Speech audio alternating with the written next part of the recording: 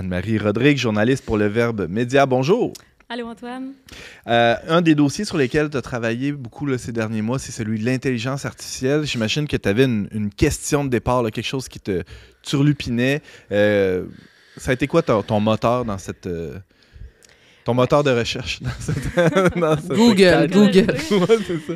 Oui, ben moi, une chose que j'entendais souvent, c'était l'intelligence artificielle, là, c'est un outil comme un autre. Là. C'est comme un marteau. Là, un marteau, ben oui, tu peux faire du mal avec, tu peux assommer quelqu'un avec, mais sa finalité au marteau, c'est quand même juste de t'aider à clouer des clous. Construire des choses. De construire des maisons, c'est ça. Puis, au fond, dépendamment de ce qu'on fait avec le marteau, ben, on peut faire du bien avec. Puis l'intelligence artificielle, si on s'en sert correctement, ben, on peut s'en servir pour le plus grand bien de l'humanité. Moi, je ne sais pas, il y avait quelque chose qui me disait que dans sa structure même, l'intelligence artificielle n'était peut-être pas juste un outil... pas un marteau comme un autre. C'est pas un marteau comme un autre, exactement. Puis, c'est ça, au cours du reportage, dans le fond, j'ai pu rencontrer des experts sur la question puis des différents penseurs qui m'ont permis de me faire une tête là, sur la question. Alors, ce reportage-là va être publié dans le numéro spécial d'avril, le printemps 2024 du Verbe. Mais là, nous, ici, on n'est pas du monde, on a accès à ta science, Anne-Marie. Tu as fait des découvertes. Oui, c'est ça. Ben, une première chose là, qu'il faut se dire, là, peut-être une petite désillusion en partant, c'est que l'intelligence artificielle, là, c'est une industrie qui se développe dans un contexte socio-économique particulier, qui est le nôtre, c'est-à-dire le capitalisme. Et dans ce contexte-là, les innovations qui sont le plus... inciter à se développer, c'est celles qui vont permettre de faire le plus de profit, de rendre... le plus rapidement possible. Le plus rapidement possible, de gagner des nouvelles parts de marché, d'être plus efficace, d'être plus productif.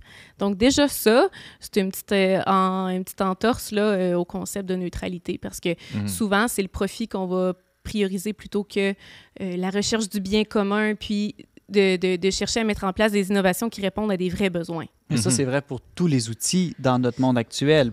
Même les compagnies qui font des marteaux aussi cherchent à faire du profit. Effectivement. Sauf qu'il y a des industries plus lucratives que d'autres. Puis, pas les marteaux les plus lucratifs? Non, c'est pas vraiment. Les haches. Ah, OK.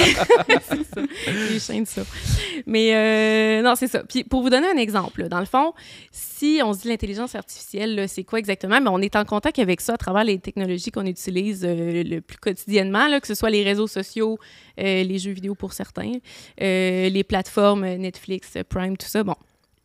Dans le fond, ces plateformes-là, on va surtout parler des réseaux sociaux, là, sont structurées là, comme volontairement pour créer une addiction comportementale. Ah, pourquoi? On va voir un petit peu plus tard. Puis c'est pas un hasard là, si le temps d'écran augmente dans la population, là, c'est que c'est vraiment fait pour qu'on soit de plus en plus capté par l'écran. Puis c'est tout notre temps de loisir qu'on pourrait occuper justement à nourrir des relations, à contempler, prier, peu importe, mais est plutôt récupéré par ce temps d'écran-là.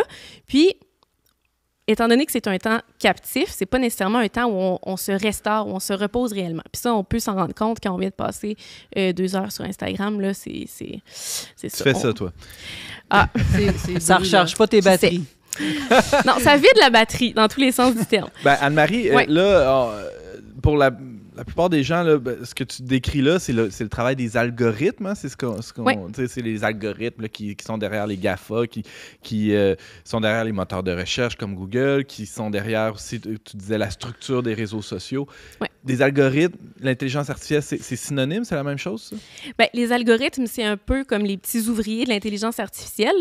L'intelligence artificielle, tout simplement, c'est un processus qui se déroule dans un univers informatique qui vise à faire en sorte que les machines pensent et agissent comme des êtres humains. Okay? Et pour ça, elles se dotent d'algorithmes qui sont en gros des recettes, là, des étapes selon un certain ordre qui permettent d'arriver à un résultat satisfaisant. Puis, quand je parlais des différentes plateformes qui sont conçues pour capter notre attention, il y a 4 mécanismes là, qui sont employés pour ça. Là. D'abord, mettons, si on se représente un réseau social, ça va vous fournir toutes sortes de buts. Puis l'être humain, pour orienter nos actions, ce qui nous fait avancer, c'est de se poser des buts. Puis là, ben, votre but, ça peut être de vous faire des amis, de vous faire connaître, de mettre une belle photo. Puis, une autre accroche, un autre mécanisme utilisé, ben, c'est que par rapport à cette photo-là, cette description-là de vous-même, vous allez avoir des interactions sociales. OK, ben je me rends compte que si je prends ma photo comme ça par en bas, là, en dessous de mon menton, ça l'attise moins les commentaires positifs. Donc là, je vais vouloir progresser. Le sentiment de progrès, c'est une autre accroche. Puis je vais vouloir faire mieux la prochaine fois. OK, donc je vais placer mon cellulaire un petit peu plus haut. Je pense que ça a l'air de mieux fonctionner. Donc, vous voyez un peu les accroches. Puis la quatrième accroche qu'on utilise, c'est la boucle d'inachèvement qu'on appelle. C'est le fait que, par exemple, le réseau social a un flot de contenu infini. En fait, là, si vous regardez des Reels ou des vidéos TikTok, c'est comme inépuisable. Puis faut surtout pas arriver au bout de ça. Non, c'est ça. Il n'y a pas de moment où ça vous dit, ben vous avez fait le tour, allez vous coucher. C'est pas tant qu'on en veut plus, c'est plus qu'on se dit peut-être que le prochain va être enfin intéressant. Exactement. Ça coûte pas grand-chose parce que c'est pas long. Fait que tu te dis, ouais. je peux bien regarder un de plus. C'est ça. Sûrement que le prochain va être encore meilleur. Ça fait 1 heure que j'en regarde un de plus. C'est ça. Puis, pendant qu'on nourrit ces comportements-là, nos comportements sont analysés par les algorithmes, c'est là qu'ils rentrent en jeu, et nos comportements, c'est-à-dire toutes nos préférences, là, ce qu'on préfère regarder, ce qu'on préfère acheter, tout ça, c'est vendu à des compagnies. Et les compagnies, après ça, nous envoient de la publicité pour qu'on achète leurs produits. Ouais. Voilà. C'est très utile à la connaissance de soi. Hein? Moi, quand je vois la pub qu'on m'envoie, j'apprends plein de choses sur moi. Puis c'est pas si beau, finalement.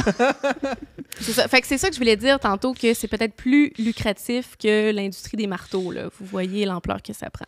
Si tu permets, Anne-Marie, là, on parlait de marteau, mais il y a des outils quand même. Tu disais que ça nous fait gagner du temps, mais ce temps-là, en fait, on le perd là, dans toutes sortes de niaiseries. Moi, je suis quand même content d'avoir un lave-vaisselle, par exemple, ou je suis content d'avoir un GPS.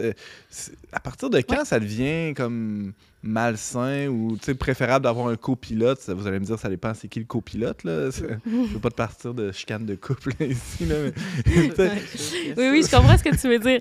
Mais effectivement, un GPS, on est généralement assez content d'en avoir un, là, mais il y en a qui suivent encore les bonnes vieilles cartes puis qui préfèrent s'éloigner du GPS. Mais on les juge pas, là. On les juge pas, on les respecte. paresse aussi. Dernièrement, je disais à mon mari, il faudrait bien qu'on arrête de mettre le GPS pour aller chez mes parents.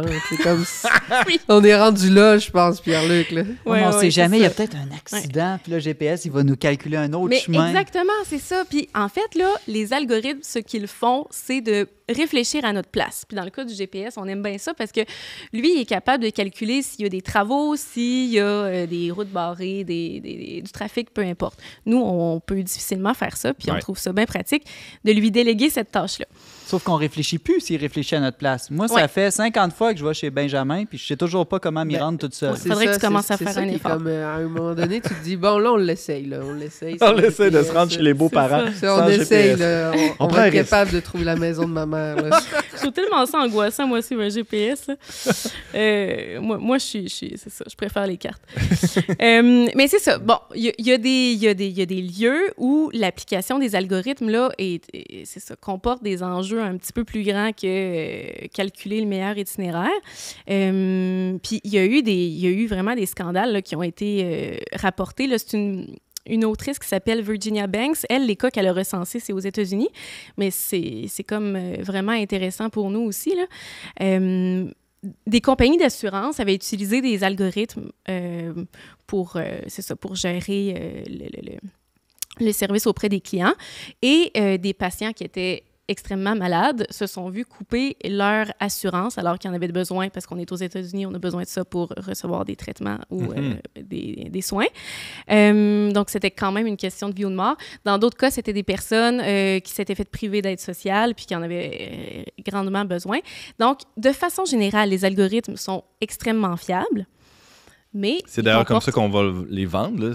Exactement. C'est très, très fiable. Puis on va les vendre aussi en disant, mais c'est encore plus objectif qu'un être humain parce que, bon, les êtres humains, on a tendance à être biaisés. Les êtres humains aussi font des erreurs, puis les politiciens ou les fonctionnaires peuvent avoir des failles aussi dans leurs programmes sociaux. L'affaire, c'est que si c'est un fonctionnaire qui fait une erreur, mais tu peux quand même rejoindre une personne humaine, puis dans la conversation... Après 4 heures d'attente. Mais 4 heures, c'est quand même très court comparé au temps où on a besoin d'analyser un algorithme pour comprendre comment il fonctionne. En fait, c'est pratiquement impossible. Un algorithme, là, on appelle ça une boîte noire pour exprimer le fait que... C'est opaque. C'est opaque. On ne peut pas voir là où a eu lieu l'erreur. On peut déduire que, OK, ben dans tel formulaire, les bénéficiaires n'avaient pas rempli telle case, donc probablement que l'algorithme a pris ça pour une fraude. Puis c'est pour ça qu'il a barré, par exemple, les polices d'assurance. Mais il y a encore un gain, parfois, à être servi par un être humain. C'est peut-être une surprise, mais c'est le cas. Anne-Marie Rodrigue, on parle d'algorithme, d'intelligence artificielle. Il y a une intelligence artificielle qu'on pourrait dire qu'on a domptée, hein, l'intelligence artificielle générative. C'est moi qui fais ma requête, qui fait ma demande. Ben, un peu comme le GPS. C'est moi qui rentre l'adresse, puis lui est à mon service. C'est comme une espèce d'esclave là, qui me répond au doigt et à l'œil. Ouais. Il y a quelque chose de très satisfaisant là-dedans. Là. Aristote avait une image justement dans les politiques. Il dit, parce que bon, dans son temps, c'était l'esclavage, mais il dit le jour où les machines pourront faire leur job tout seul, ça va être comme des petits esclaves. Ben ouais, on y est, là. Oui, puis c'est ça, en fait, c'est comme... c'est une bonne nouvelle, ça, non? Oui, bien, c'est assez largement perçu comme tel, même si ChatGPT, on l'entend, là, c'est critiqué et tout. Mais chez certains techno-optimistes, qu'on va les appeler, là, ça suscite vraiment des soulèvements d'enthousiasme parce qu'on se dit, mais enfin, on prend notre revanche sur les algorithmes. C'est plus eux qui nous traquent et qui font faire à ceux qui ont déjà énormément de profit, encore plus de profit sur notre dos pendant que nous, on est tenus comme dans le divertissement. Donc là, exactement, comme tu as dit, on peut leur faire des requêtes, puis c'est inouï, là, le nombre de fonctionnalités que ChatGPT et ses autres... des exemples. Les autres exemples de ChatGPT. On peut tout simplement leur donner, par exemple, le nouveau PDF du livre que vous venez de vous acheter, puis lui demander de vous en faire un résumé. Donc, vous n'avez pas besoin de lire le livre, vous n'avez même pas besoin de le résumer vous-même, il va le faire à votre place. Vous pouvez lui donner les textes que vous avez écrits dans votre vie, puis il va décoder votre style, puis être capable de vous répondre, de vous faire un résumé de vos textes dans votre propre style. Ça fait partie des requêtes que vous pouvez lui faire. Ou de dessiner la couverture du livre aussi. Oui, ça, c'est pour les intelligences génératives qui peuvent faire des images ou même des vidéos, effectivement. Mais c'est plutôt moche, moi, je trouve. C'est-à-dire que ça dépasse jamais le niveau de première année de cégep. Oui, pour l'instant, on est capable de les reconnaître, effectivement. Mais il y a même c'est récent, là. Ça fait quoi, 1 an et demi que c'est sur le marché? On peut s'imaginer que dans 5 ans, ça va être... Oui, puis déjà, là, on est allé à une conférence où on nous présentait justement l'utilisation de ChatGPT dans les médias. Puis, il y a déjà des versions de ChatGPT plus académiques qui sont faites justement pour prendre tout le travail de recherche. Par exemple, il y a un journaliste, tu n'as pas le moyen de te fournir un assistant de recherche, bien, ChatGPT va le faire pour toi. Puis, on dit même que pour un journaliste, là, c'est merveilleux parce que ChatGPT peut te fournir des angles pour approcher ton prochain sujet. Puis, Dieu sait que quand tu es un journaliste, parfois, trouver le bon angle, c'est quand même un beau casse-tête. J'ai rencontré récemment en France une journaliste qui m'a donné un exemple où elle a utilisé ChatGPT. Elle préparait un reportage de terrain sur la déforestation en Amazonie, mais elle avait besoin de statistiques. Puis là, ça leur a pris plusieurs jours de lire plein de recherches sur l'Amazonie. Donc, ChatGPT lui a sorti ces statistiques plus rapidement pour connaître, mettons, en telle année et telle année, ça a été quoi le taux de déforestation. Google n'aurait pas pu le faire, ça? Bien, je pense que ça aurait été plus long parce qu'il fallait analyser plusieurs documents pour arriver précisément de telle année à telle année, c'était quoi, par exemple.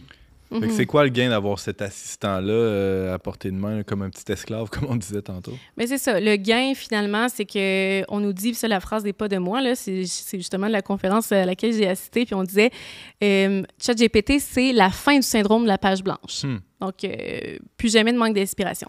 Mais justement, Moi, ce que je vois là, c'est qu'on est en train de se priver d'une étape du travail intellectuel où on met à profit notre créativité puis notre sens critique. Quand on fait de la recherche, on doit justement discerner entre les informations qui sont vraies, entre les informations qui sont fausses.